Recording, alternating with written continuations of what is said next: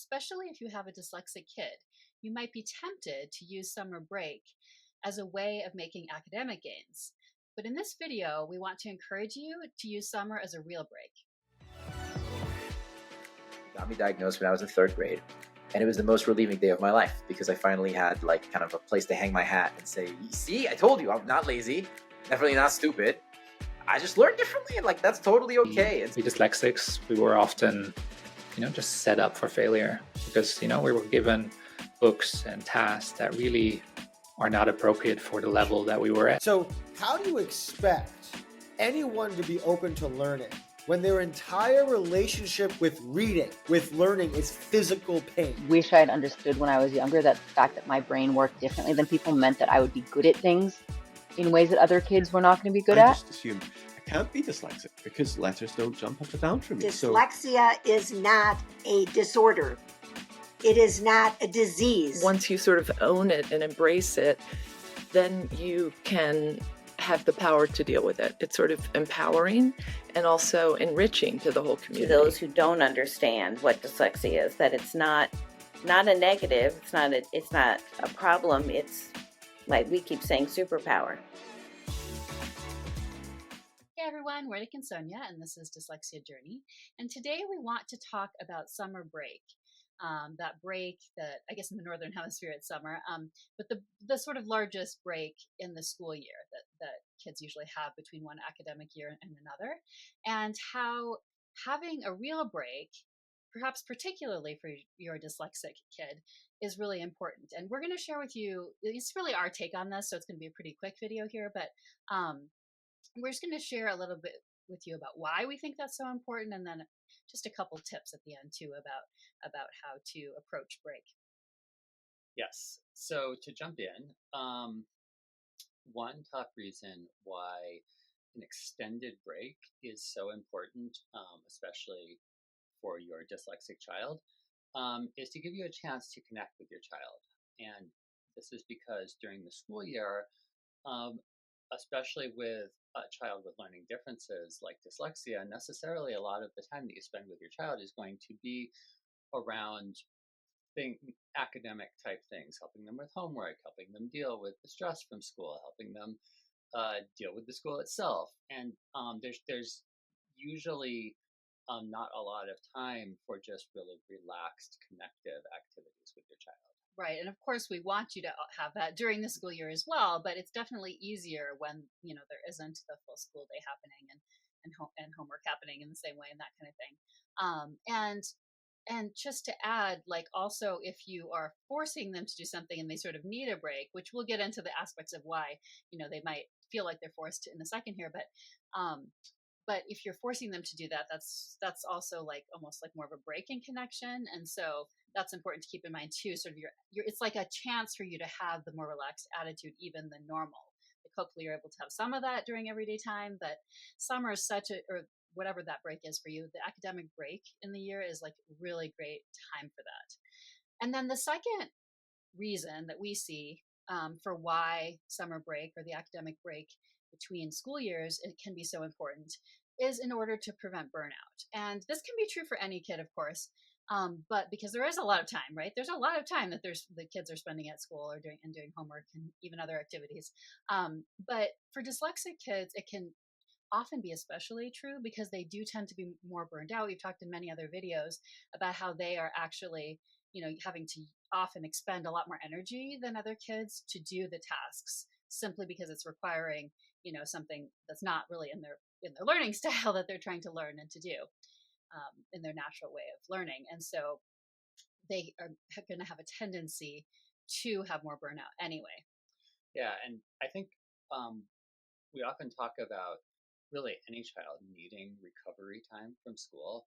And we really mean that literally. Like it takes a while when you've been under that kind of stress, that sort of ongoing daily stress of being in an environment that you don't necessarily enjoy being in. You feel required to be there. You feel required to do the work.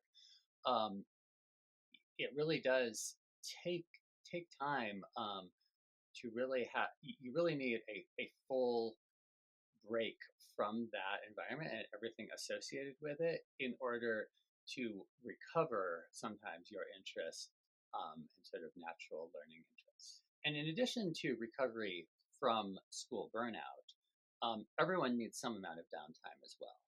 And this is so important for all aspects of your life and your well-being, physically, mentally, emotionally. It's just so important. Everyone, whether you're in school or not, needs a certain amount of downtime, and ideally, you're getting that during the school year. We've talked about that, a certain amount, where scheduling downtime in during each day. But it's just so much easier to do that during the summer when there's not the daily school activities and school stress and school homework and so on. Right. So it's almost like thinking of it as sort of a precious time for having that downtime. And I mean, I think we all know this just as adults, we need downtime. So of course kids do too, need that. So I think, they've done studies around people working more efficiently when they have enough downtime, that kind of thing. So that's really important. And then that hopefully, this is another point here as to why it's important to take a real break in the summer with your dyslexic kid in academics, is that it will set them up better than for the fall, right? You don't want them to start the fall burnt out, but even otherwise, if they've had rest and they've had time for, the downtime that can help with creativity and can help their mind go in all kinds of interesting directions, just in that sort of looser, more flow state, that can really set them up well for the beginning of the school year, which is always nice. I mean, often the beginning of the school year can be a bit of a honeymoon anyway, but it might not be if the summer is really intense and it doesn't feel like it has enough of a difference between what the school year feels like and what the summer feels like. Okay, and then finally, the last reason we're going to cover today for why we think it's so important to get a real break in the summer for your dyslexic kid around academics is that it will help to teach your dyslexic kid about balancing their life. Now, of course, you can do this during the school year as well, but the summer is also a good time for taking a real break, actually taking vacation, things like that. And that, we've covered in other videos too, that like we get really focused on the academic skills, but some of these life skills are so important. And, when you are dyslexic and some things require more effort, it's perhaps especially important. It's important for everyone, but perhaps especially important to learn how to properly balance your life and what you need and when to do what, when to do something pretty intensively, when to take a break, all of that. So that's a really big life skill that they can be learning by taking a real break when that's warranted, like it is during academic years and when you have that break. And then, so those are kind of our reasons for today. If you have more, please put them in the comments. I'm sure there's many more reasons that we could have come up with. But that's just sort of coming from our hearts and how we see it.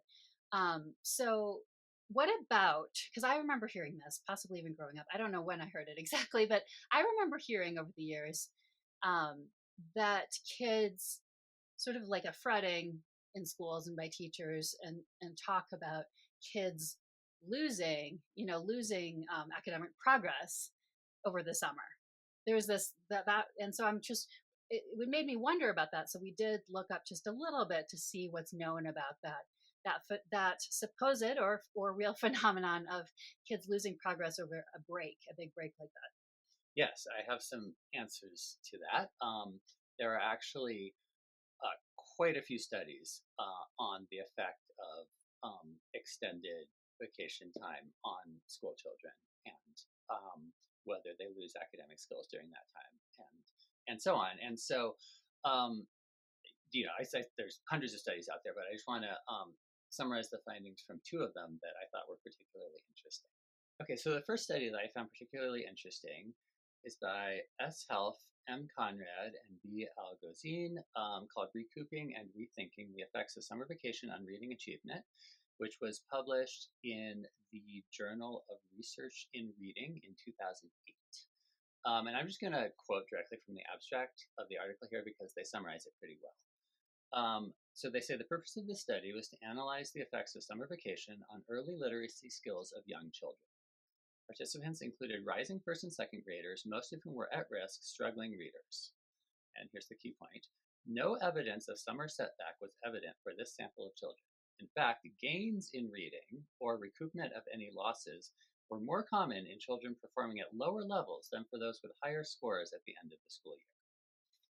it's really interesting, right? I mean, so there were some mixed results, we should say, just, across different subjects. So I Sure. think it's probably quite a complex issue. But I do think that finding is really interesting, that the people at the lower levels, I mean, that almost, we don't know this for sure, but it makes me think of what we said about dyslexic kids and, people who are struggling more, having expended more effort, and so being more Right. likely to burn out. I don't know. What do you think? Yeah, that was my initial thought Yeah, as but well. as to Yeah. why, just to just say that line again, just because Mhm. we kind of went through it fast. Yeah, they said no evidence of summer setback was evident for this sample of children. In fact, gains in reading were more common in children performing at lower levels than for those with higher scores at the end of the school year. Yeah, so just really interesting. Yeah. And then the second study is by L. Campbell, C. Sutter, and G. Lambie. It was published in 2019. It's called An Investigation of the Summer Learning Effect on Fourth Grade Students' Reading Scores, and it was published in Reading Psychology. And so this was a study of fourth graders, as it said. And let me just, again, I'll just read directly from the abstract here. Lisa, I think they explain it pretty well. So, quote, students' reading losses during the summer are a concern for schools in the United States. The purpose of this investigation was to examine fourth grade students' reading development over the summer. The results indicated that students in the lowest two quartiles made achievement gains over summer, while these same students evidenced limited reading growth throughout the academic year. In contrast, students in the upper two quartiles evidenced reading losses over summer, although evidencing continuous reading growth throughout the school year. Yeah. So it sounds like for the students who were in the upper quartiles. I can't remember what you said. Yeah, it sounds like for them they had that loss, but it was kind of temporary. Is how I would take that, because then they started just striding again. And then for the lower half, as measured by whatever tests they used, the students actually, I think, they made perhaps even more gains over the summer than during the school year, which again is an argument for it's really interesting. like burnout and school stress being a major detriment to learning, actually, especially for kids with learning differences. Right. So that's really interesting. Yeah. And we're thinking about, heads up, we might or might not. We're thinking about doing. So there's actually a lot of research on this. We're thinking about doing an entire research video on this.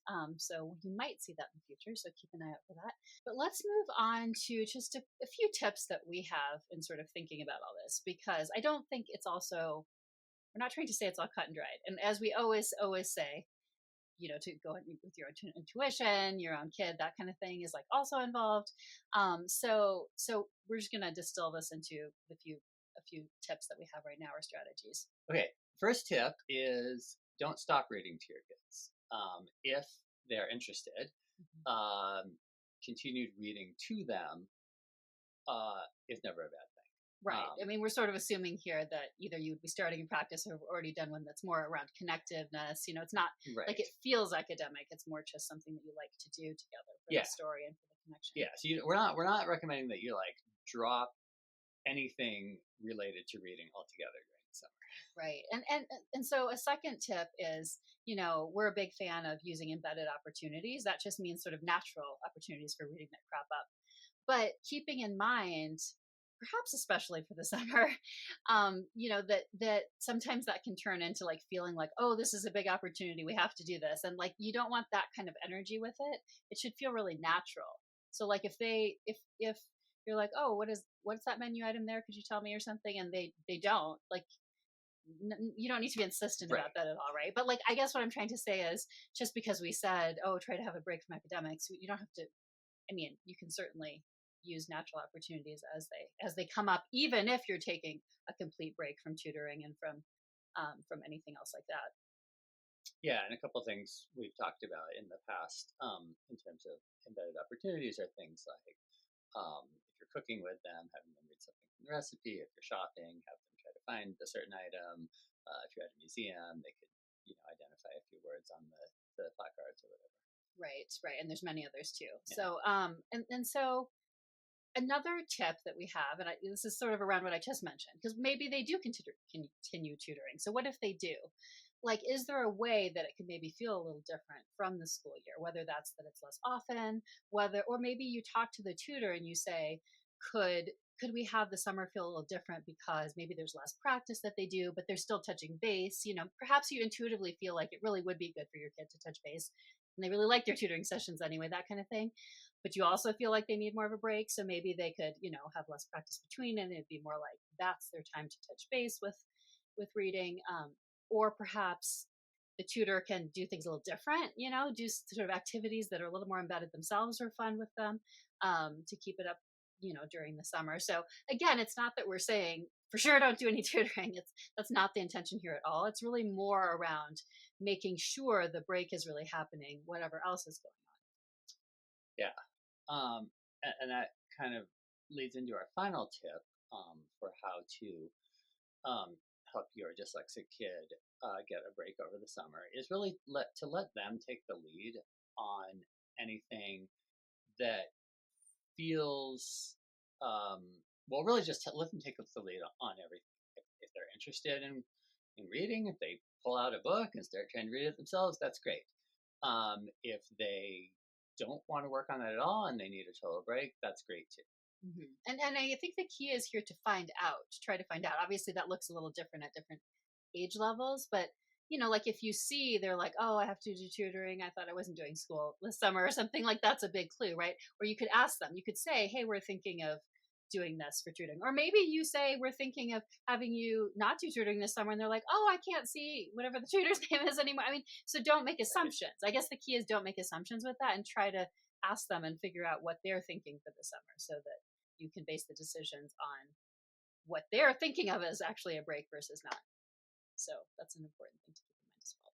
So we would love to hear if you have any more tips around this or particular experiences that you've had in the summer.